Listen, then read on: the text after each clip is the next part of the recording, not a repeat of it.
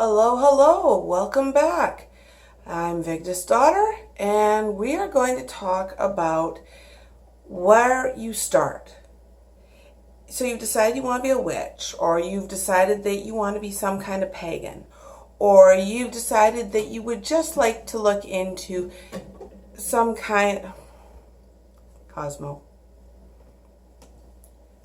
Bye, Cosmo. Come on. Go that way. There you go. Life with cats. It's going to be a thing in these videos, and it will probably come up on various videos that I make, how to deal with life with cats, but that'll be for another video right now. Right now, what I want to talk about is how you get started. And how you get started is you narrow everything down. You want to figure out where your interests are.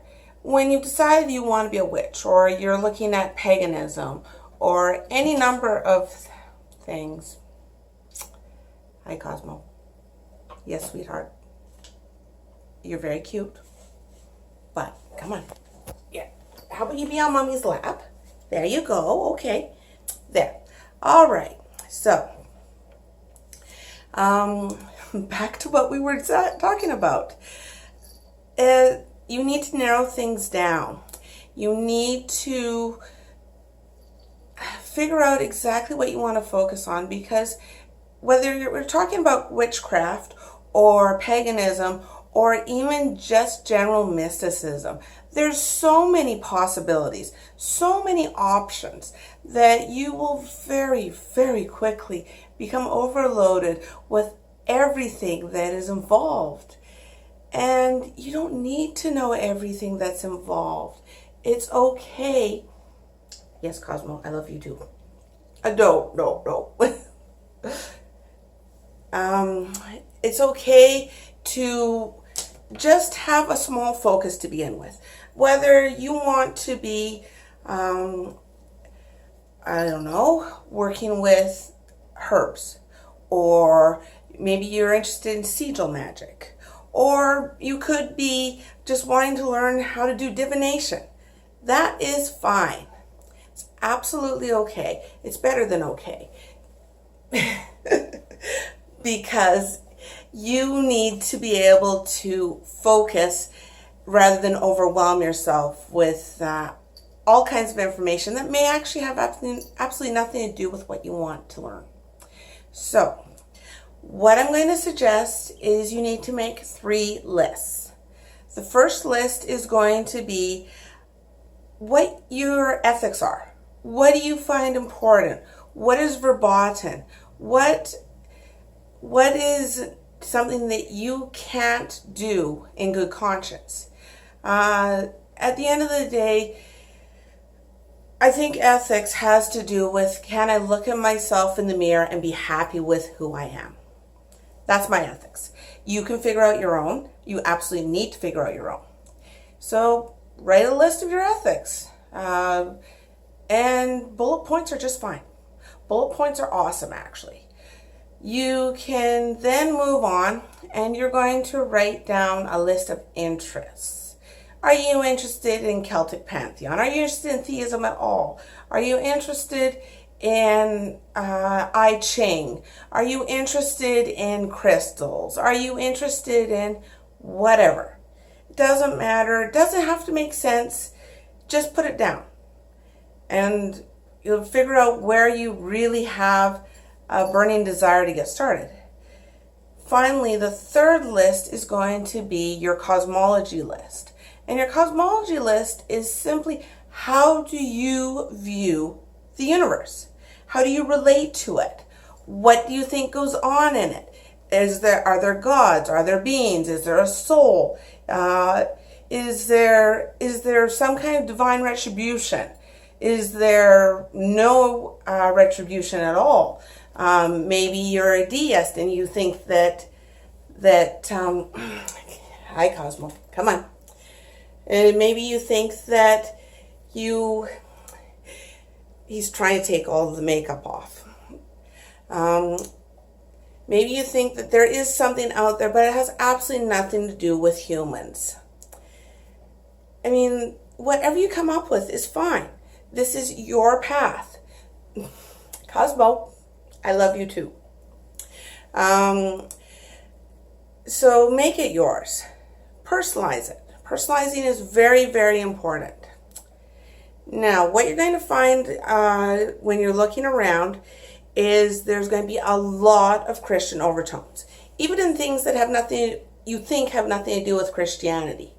And the reason for this is our society has been predominantly Christian for about 1700 years, since the Council of Nicaea. I probably mispronounced that. And that was in 300 AD. That's when they actually canonized the Bible and decided what went in and what got tossed into the trash bin. And so if anyone's claiming a long line of witch ancestors, call that shit out. Because generally when they claim these things, they are thinking that there's some kind of witchy, guru, pagan, long, unbroken line of succession. And that's not how it worked. 1,000 years ago, yeah, there were witches. There were. They weren't anything like what you would recognize today. And they were Christian. I need you to understand that. So when people talk about the burning times, they are talking about Christians. Because when the burning times happened and you were accused of witchcraft, you had two choices.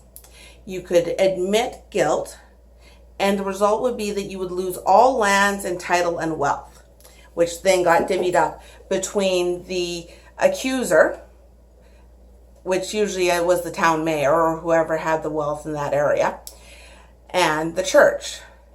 The accuser would get all the lands. The church would get all the monetary value. Why do you think they got rich? But if you admitted it, you didn't die. You were not burned at the stake.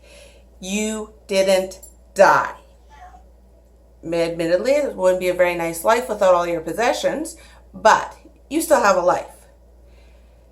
If you denied the charge, if you said, I am innocent, you would be tortured until you confessed. And if you didn't confess, you would be burned at the stake. Or you would be hung, or you would be pressed, depending on the area and the time period. But you would be killed. So there were a lot of people who denied the charges, because to admit guilt of the charges would be to lie. It would be to denounce their own faith. And for a lot of people, that was a far more horrific thing than dying. So they hung on to their faith. They didn't say, hey, I'm a witch.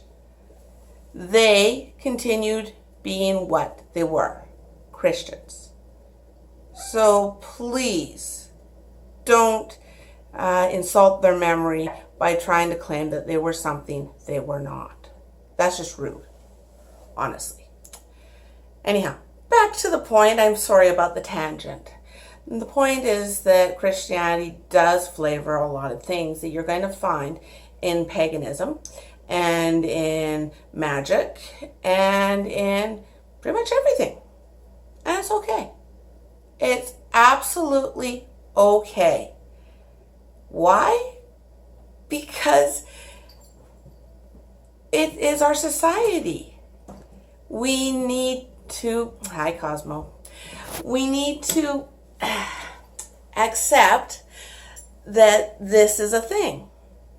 You do not have to have the Christian overtones in your path. You don't. And it can be a really good exercise to try and pick them out. If you don't want them, you don't have to have them. It's okay. You don't have to have anything that you don't think fits.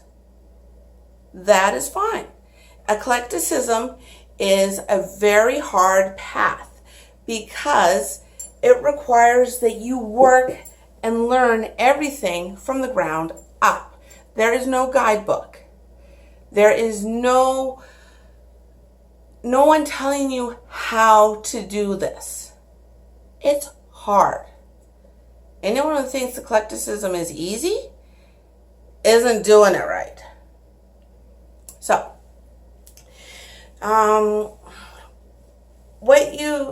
if you're going to go into anything, learn about the history. The Freemasons were a Christian lodge after a fashion. Probably not a Christianity that any church would recognize, but they were Christian in nature. And you have things that we take for granted, like the Rider-Waite Tarot, which has a card called Judgment. And most tarot decks have a card called Judgment. If you look at the imagery of this, it is absolutely Christian. It's Judgment Day. That's what it is. That's what this card is talking about. So, you have to decide. Are you going to work with this? Are you going to figure out a way to incorporate this in your path? Or are you going to toss it all out? Are you going to be one of those people who tosses the baby out with the bathwater? That's what it comes down to. And it's your choice. I may not like your choice. Others may not like your choice. Doesn't matter. It's not our path. Just remember that you are accountable always for your choices. I don't mean cosmic anything. I don't mean karma. I don't mean the threefold law. I just mean dealing with life, with social interactions, because choices have consequences. Absolutely have consequences. Like my choice to have cats. So, just think about it. Go back to your 3 lists and think about what is really important to you. What can you work with? What can't you work with? Because you're going to take those 3 lists and you're going to compare them to anything that you look at, whether it's Druidism or it's Hoodoo or it's Kemetic or it's whatever. Doesn't matter. But you need to have that basis so that you can quickly compare what you are wanting and needing with what a given path offers. Otherwise, you're going to be doing a lot of reading about a lot of things that are absolutely useless to you. Okay? I want to move on to the concept of baby witch. I hate that term. Am I clear? Okay, good. The reason why I hate that term is because a witch is someone who does. A witch makes things happen. A baby doesn't make anything happen. A baby is helpless. A baby relies on the generosity of others to take care of its needs. This is the antithesis of witchcraft. So baby witch is the hugest oxymoron in existence. Don't do it. More importantly, if you are calling yourself a baby anything, you are programming your subconscious that this is how you see yourself.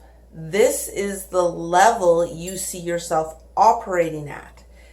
And that's a huge problem, because your subconscious will run with that and it will make that happen. It will sabotage your efforts so that you can never go above that level of operating.